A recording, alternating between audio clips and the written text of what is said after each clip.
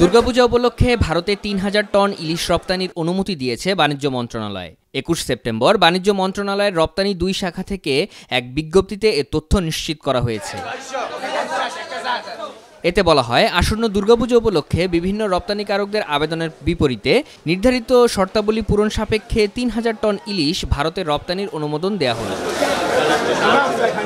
বিজ্ঞপ্তিতে আরও বলা হয়, ২৪ সেপ্টেম্বর দুপুর ১২টার মধ্যে সংশ্লিষ্ট আবেদনকারীদেরকে প্রয়োজনীয় কাগজপত্র সহ বাণিজ্য মন্ত্রণালয় বরাবর আবেদন করার জন্য অনুরোধ করা যাচ্ছে। উল্লিখিত সময়সীমার পর প্রাপ্ত আবেদন গ্রহণযোগ্য হবে না। তবে যারা ইতিমধ্যে আবেদন করেছেন তাদের নতুন করে আবেদনের প্রয়োজন নেই। সম্প্রতি বাংলাদেশের পক্ষ থেকে এবার ইলিশ দেওয়া হবে না বলে ইঙ্গিত দেওয়া হয়। এমন অবস্থায় ভারতের পক্ষ থেকে ইলিশ পাঠানোর অনুরোধ করে বাংলাদেশের কাছে চিঠি পাঠানোর খবর পাওয়া গেছে।